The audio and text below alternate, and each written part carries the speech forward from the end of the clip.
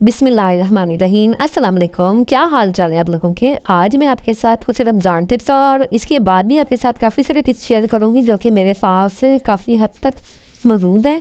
और सबसे पहली टिप क्या है जी कि जब हम कभी आलू बॉईल करते हैं, क्योंकि रमज़ान होता है और हम चाह रहे होते हैं काम जल्दी जल्दी करें, तो इसके लिए क्या करना है। आम हालात के लिए हम कर सकते हैं कि इस तरह का जो मोटा स्ट्रेनर होता है ना, जिसमें हम सब्जियां वगैरह वॉश करते हैं, बगैर छीले इस तरह प्रेस करेंगे ना तो छिलका ऊपर आ जाएगा और ये जो सारा मैश किए हुए आलू होंगे ना वो नीचे आ जाएंगे और छिलके हमारे ऊपर आ जाएंगे।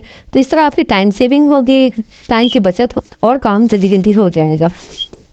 रमज़ान में अगर ऐसा होता है कि हमने ज़्यादातर जो टाइम है ना वो इबादत को देना होता है, और अच्छी बात है कि हम ज़्यादा से ज़्यादा टाइम इबादत को दें और काम भी जल्दी जल्दी कर लें और ऐसे जुगाड़ लगाएं कि जिससे हमारा काम जो है ना वो जल्दी हो जाए। अब नेक्स्ट टिप के में अक्सर हम क्या करते हैं, कटलेट्स वगैरह जो है ना हम बना के रख लेते हैं। तो लेकिन जब हम फ्राई करते हैं ना तो फ्राई करते टाइम वो इतने पतले हो जाते हैं कि उनको संभालना मुश्किल होता है, उनको अलटना पड़ जाता है कटलेट्स को। तो उसके लिए एक स्पेशल टिप ये है। वैसे तो इसकी रेसिपी वगैरह तो आपको यूट्यूब पे मिल जाएगी, लेकिन मैं आपको टिप बता रही हूँ कि अगर आपने इसको फ्रीज करना है, इन कटलास, हरी मिर्चें और ये जिस तरह पानी वाली चीज़ें होती है ना, ये आपने इसमें ऐड नहीं करनी। बाकी ड्राई मसाले जो है ना वो जितने मर्जी आप ऐड कर लें। और इसी तरह फ्राई करने के टाइम भी हम इसलिए रखते हैं ना कि जिस वक्त आपने इसको एग लगा के कोटेड किया है, तो कोटेड करने के बाद आपने इसको फ़ौरन नहीं पर रखना, बल्कि आपने थोड़ा टाइम देना। होता क्या है कि फिर वो जल्दबाजी में जो एक लेयर ऊपर आई हुई होती है ना वो टूट जाती है, बिखर जाती है और फिर वो हमारे कबाब जो है वो अच्छे नहीं बनते, कटलेट्स अच्छे नहीं बनते हैं। तो होपफुली आपको ये अच्छी लगी होंगी, क्योंकि रमज़ान के हवाले से है तो इन बातों को आपने ज़रूर जहन में रखना है, अप्लाई करना है। इंशाल्लाह ताला बहुत ज़्यादा ये ना आपको फ़ायदा होगा और यूज़फुल टिप्स हैं आपके लिए। नेक्स्ट टिप क्या है जी, नेक्स्ट टिप में ये है कि इस तरह के हमने अपनी डॉक्यूमेंट्स वगैरह रखने के काम आते हैं। ज़रूरी नहीं कि हम इनमें डॉक्यूमेंट्स वगैरह रखें। आज मैंने कुछ इनके डॉक्यूमेंट्स वगैरह के नई फाइल्स रखे हैं, तो ये पुराने वाले हो गए एक्सपायर, तो मैंने सोचा कि इनको भी काम में लाया जाए। तो काम में लाने के लिए मैंने क्या किया, इसकी बैक साइड पे ना मैंने डबल टेप लगा दिया। डबल टेप ज़रूर घर में रखा, इससे बहुत ज़्यादा फ़ायदा होता है और बहुत हमारे काम आती है ये।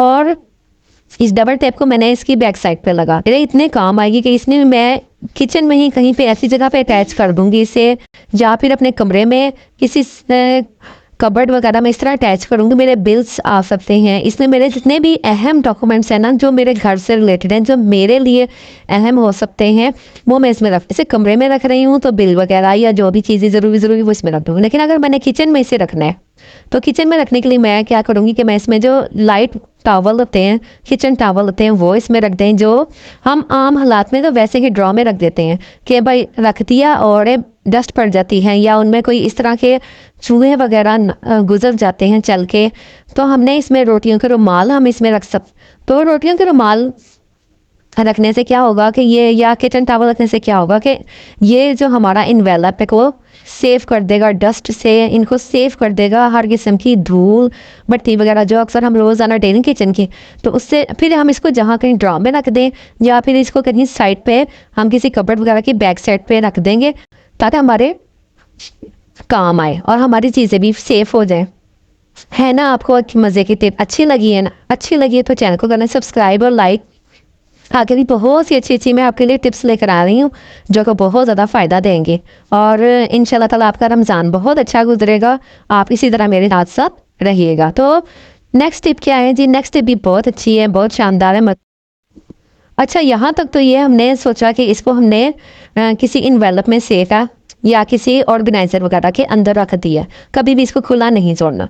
अब नेक्स्ट जो बात मैं आपको बता रही हूँ वो ये है कि जब कभी आप घर में रोटियों के रुमाल ना करते हैं कि वो अक्सर इनके कलर ख़राब हो जाते हैं। अक्सर इनके साथ क्या होता है कि इनको वॉश करने के साथ साथ ना इनकी जो प्रिंटिंग है वो भी बिल्कुल जाती है। तो हमने एक तो जब कभी वॉश करना है ना, कपड़े धोने वाला साबुन है ना, उससे तो ये बहुत जल्दी इसका मैल करता है।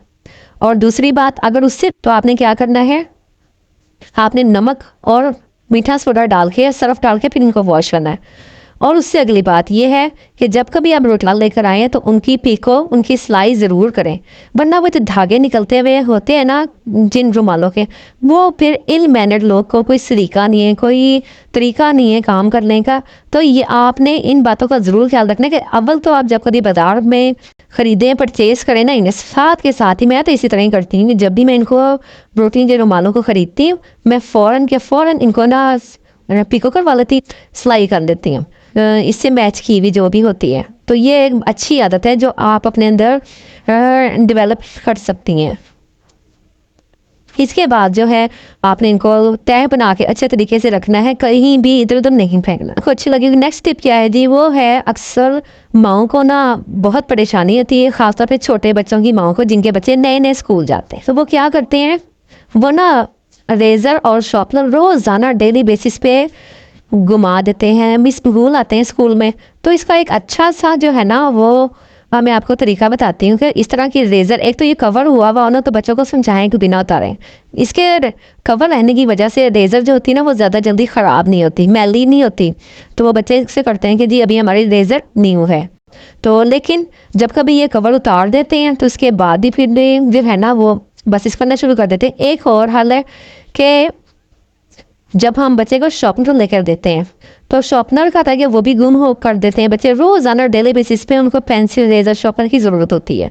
तो आपने करना इसको एक या तो स्कॉच टेप के साथ आप इसको दोबारा से कवर कर दें, नहीं तो थोड़ा जो ग्लू गन होती है ना उसके साथ इसको अटैच कर दें, एक दूसरे के साथ ज्वाइन हो जाएगी और ये घूमेगी नहीं बिल्कुल भी।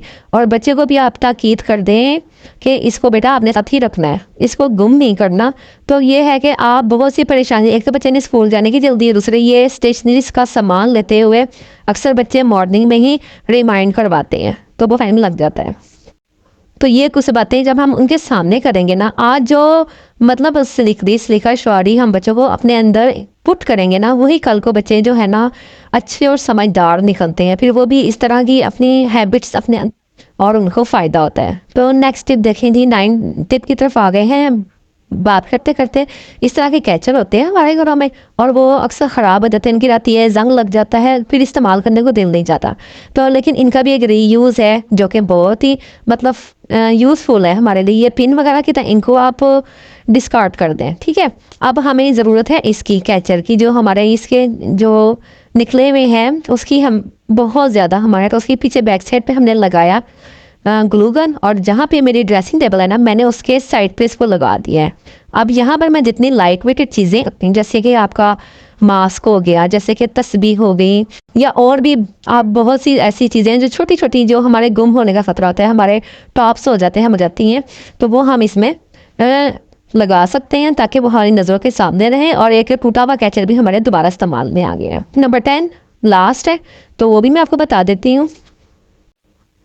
अक्सर क्या होता है कि जब हम किचन में खड़े होते हैं ना, मोबाइल हमारा टाइलिंग या काउंटर पे हम खड़े हो तो हमारा मोबाइल फिसल के नीचे गिर जाता है। तो उसका बेहतरीन हल यह है कि मोबाइल को आप एक रबड़ लगाएं और दीवार के साथ खड़ा कर दें, तो ये पिक्चर वगैरह जो भी आप देखना चाहते हैं, जो ऐसा ऐसा ड्रामा एंजॉय करना चाहते हैं, तो वो आप इजीली कर सकते हैं।